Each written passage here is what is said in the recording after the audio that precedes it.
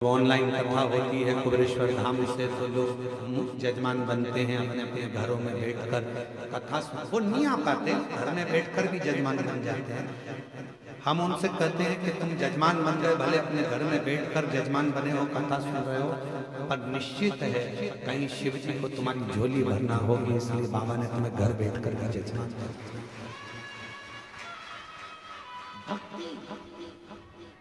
विश्वास, भरोसा, आयो कुबेरेश्वर बाबा के दरवाजे पर बैठो, भजन करो, शिव छोड़कर नहीं भगना। जरा सा लड़ाई झगड़ा हुआ, घर छोड़ दिया, जरा सी कोई बात आई तो बात करना छोड़ दिया, बाबा ने नहीं सुना तो मंदिर जाना छोड़ दिया। नहीं, फाइल थोड़ी मोटी है, पढ़ने में समय लगेगा। कोई कोई पत्र इतना कठिन होता है कि हम ही नहीं पढ़ पाते, तो भगवान भी तो थोड़ा समय तो पड़ेगा, धीरे धीरे धीरे धीरे। अब उसके पास तुमने अर्जी लगाई है, पत्र लिखा है, बोला है, तो धीरे धीरे सुना। वो एक लाइन का स्मरण करते हैं, ओ मैंने अर्जी लिख दी बाबा तेरे दरबार,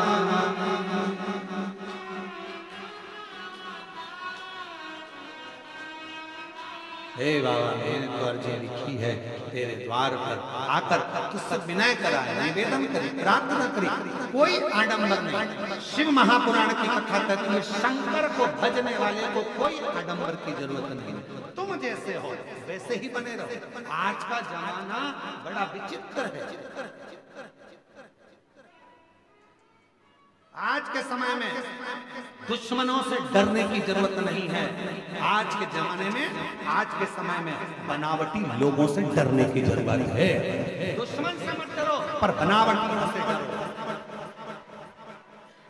आज का जमाना दुश्मन से डरने का नहीं है। दुश्मन से तो तुम लड़ लोगे, पर जो बनावटी जिंदगी जी रहा, अच्छे अच्छे बनकर तुम्हारे पास में आ जाते हैं, भैया जी, भाभी जी, काकी जी, काका जी करके बड़े तुम्हारे प्रेमी बनते हैं, और बाद में तुम्हें चूना लगाकर चले जाते हैं। दुश्मन से मत डरो कलिकाल में, पर बनावटी जिंदगी जीने वालों से डरो, जो बनावटी रूप रखकर तुम्हारे करीब में आते हैं और तुम्हें धोखा देकर चले जाते हैं। बनावटी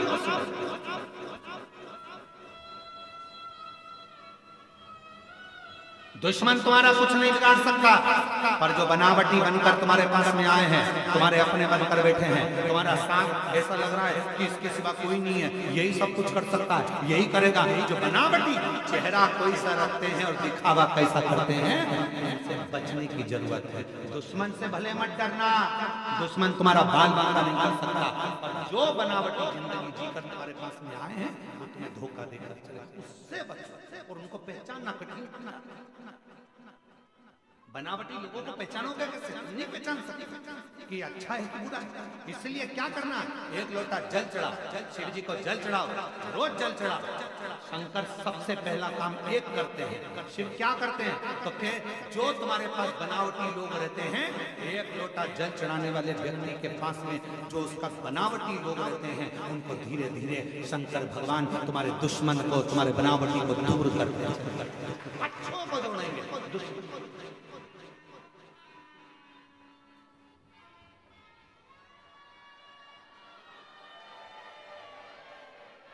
आ गई आवाज,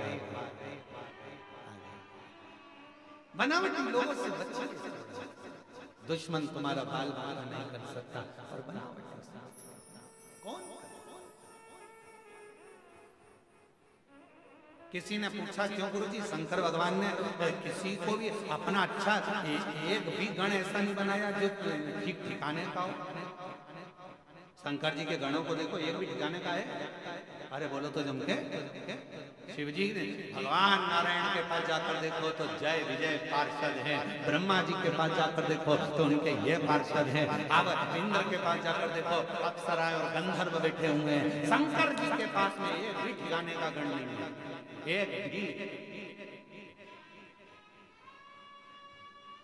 भूत, प्रेत, डाकनी, पिशाचनी, किसी के 12 मुंह, किसी का मुंह, चेहरा ही नहीं है किसी का। कोई रेंग के चल रहा है, कोई नंदी, कोई भृंगी, कोई सुरंगी, कोई ऐसा जिसके 3 पांव शरीर नहीं संभल रहा।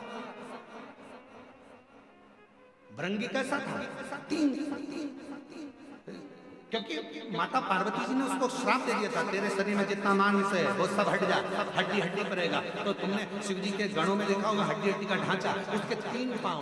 क्यों? शिव जी ने कहा 1 पांव एक्स्ट्रा मैं तुझे दे देता हूँ, गिर गया तो 3 पांव।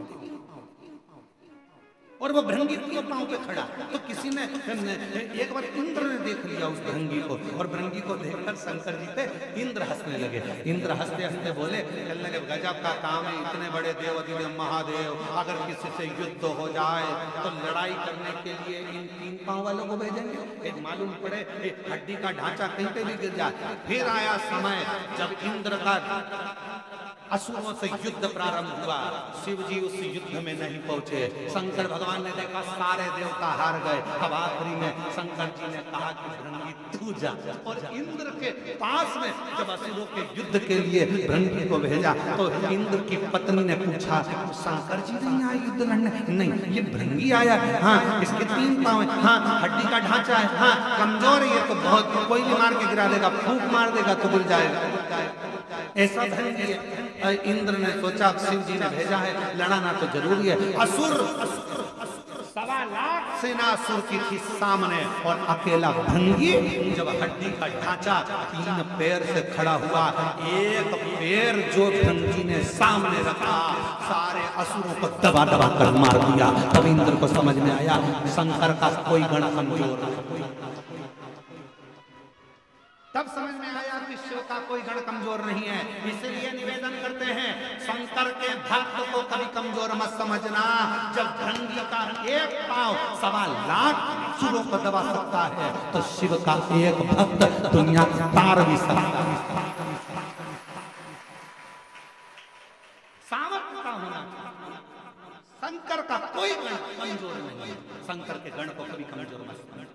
नंदी, भृंगी, शंगी सब बड़े बड़े। शिव जी का एक गण भूत, अभी तुम लाखों की भीड़ में एक भूत को लाके खड़ा कर दे तो सब भाग जाओ। अब जब तुम भाग जाओ तो देवता बचेंगे? वो भी लग जाएंगे। अप्सराएं अक्सर वो भी लग जाएंगे। गंधर्व शिव शंकर के इंद्र ने ये विचार कर लिया था, ये हड्डी का ढांचा, 3 पांव, हड्डी का शरीर, ये इससे कोई लड़ाई होगी? इंद्र हंस कर गए थे कि शंकर जी के पास सारी सेना आड़ी टेढ़ी है, कोई काम की नहीं। क्या नंदी लड़ाई करेगा? क्या भृंगी लड़ाई करेगा? क्या शंगी लड़ाई करेगा? कोई गण में इतना बल नहीं है कि वो लड़ाई लड़ लेगा। तब शिव जी ने अपना बल दिखाया 2 बार, 1 बार और दिखाया। तब जब ब्रह्मा जी झूठ बोले, जब ब्रह्मा ने झूठ बोल दिया, तब शंकर जी ने अपना एक गण और प्रकट कर लिया। वो था काल भैरव। देवता भी देखकर घबरा गए। दादा शंकर जी के नख में इतनी दमदारी है कि ब्रह्मा जी का सिर काट सकते हैं। इनसे मत भिड़ना, इनसे। और मेरी जीजियों, मेरे जीजाओं, मेरी बेटियों, बेटाओं, मेरी माताओं, मेरे बुजुर्ग माता पिता के तुल्य आप सब विराजमान हैं। निवेदन करूंगा, 1 लोटा जल जो चढ़ाता रहता है शिव को, वो शंकर का गण कहलाता है। फिर वो गण से दुनिया भी एक तरफ होती है।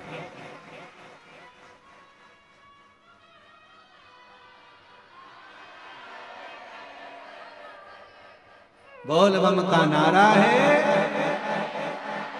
सारी समस्या का हल। श्री शिवाय। वो भृंगी में इतना बल है, भगवान शंकर के गणों में इतना बल है, तो शंकर का गण साधारण नहीं होता, वो दिखता साधारण है। शिव जी का जो गण होगा ना, बहुत दिखता साधारण है, एकदम सरल है। भृंगी एकदम 3 पांव हड्डी का ढांचा,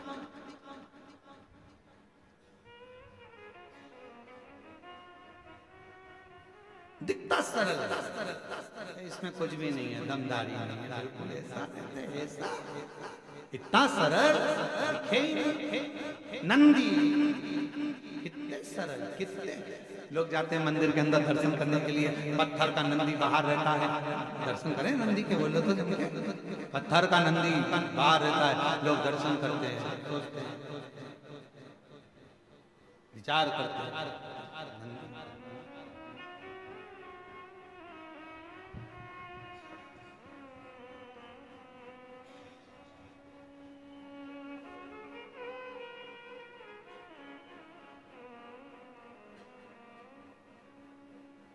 कार्यकर्ता ध्यान दें, जो मंदिर प्रांगण में